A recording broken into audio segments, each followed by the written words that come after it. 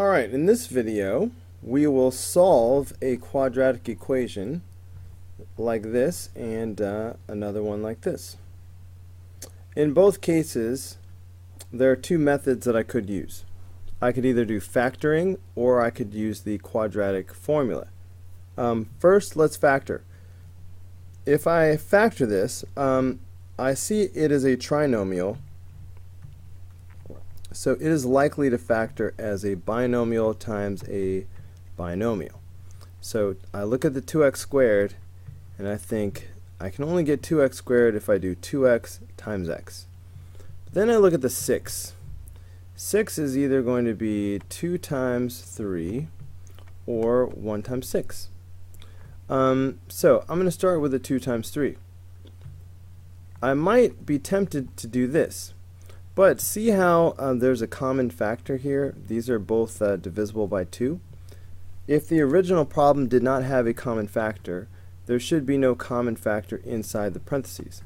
So I will save time by not wasting time on that type of an option. Okay, instead I will reverse those and I'll put the 3 here and the 2 here. See, no common factor. Now, if you do the star method or whatever, I don't even know if that was enough lines. I don't do the star method. Not that there's anything wrong with that. I do inner plus outer equals middle. So inner, I have 3x, right? This times this. Outer, I have 4x. I'm trying to get a middle of positive 1x. I can make the signs be whatever I want. So I can make a 1 out of this if I have a negative 3 and a positive 4. That would make 1. Okay, so negative 3 and positive here would make positive 4. I also have to make sure I get negative 6. Well, negative 3 times positive 2 is negative 6. So that's how you factor it. Now that I have factored it, to get the solutions, I can set these factors equal to 0. So 2x minus 3 equals 0, and x plus 2 equals 0. So adding 3 to both sides gives me 2x equals 3. Dividing by 2 gives me x equals 3 over 2. Subtracting 2 from both sides gives me x equals negative 2. So these are the two solutions to number 13. Let's see, how much space do I have here? Notice that I could have done the quadratic formula as well. I think I'm going to try to squeeze this in here. I could have done the quadratic formula starting with b squared minus 4ac, the discriminant. Okay, so b squared, that's 1. So I could have done 1 squared minus 4 times 2 times negative 6. Alright, this will be the discriminant.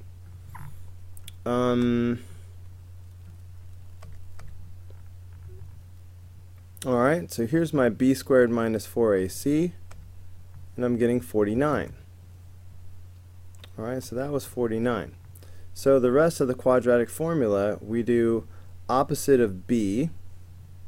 Okay, so that'd be negative 1 plus or minus square root, and then in goes the discriminant all over 2a.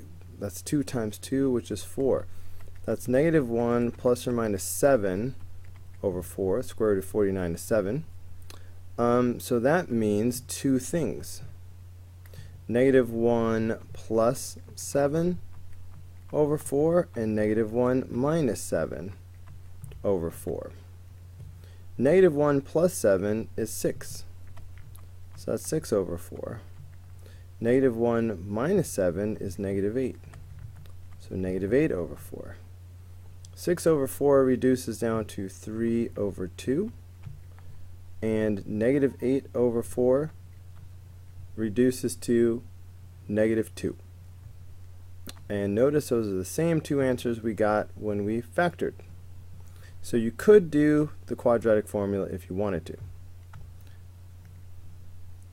Okay, I guess it just depends on what your skills are. Let's do the same thing here. So first I'm going to try factoring. 2n squared could only be 2n times n. 10 is either going to be 2 times 5 or 1 times 10. Let's try the 2 times 5 first. This time I'm not even going to put the 2 here because we already know no common factor. So I will skip straight to putting 5 here and 2 here. 5 times 2 makes 10. Inner plus outer equals middle. Inner, 5n. Outer, 4n. I'm trying to get a middle of negative 1n. Negative 1. So if I have a negative 5 and a positive 4, that'll make negative 1. So negative, positive, which also makes negative 10.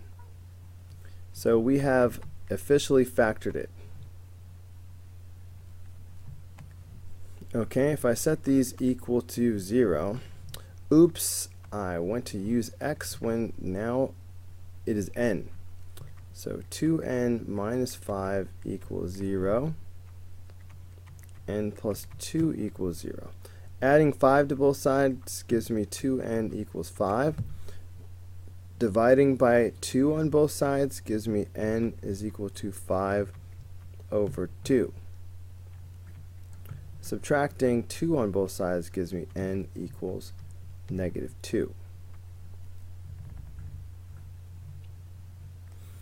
Okay, once again, let's try the quadratic formula. Starting with our discriminant b squared minus 4ac.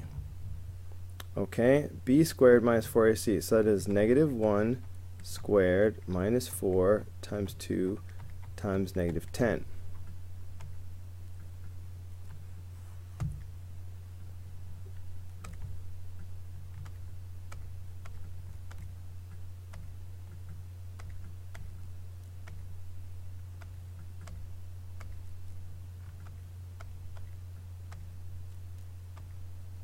Alright, that's 81.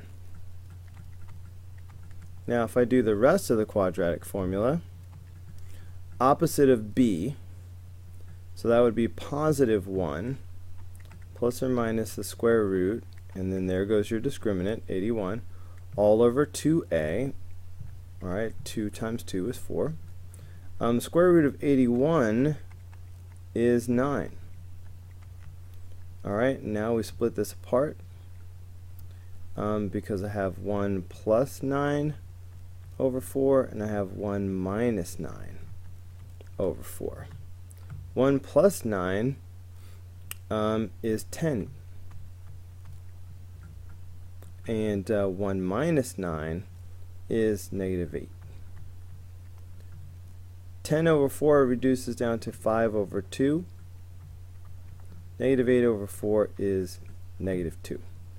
Notice again, that's the same thing we got when we factored.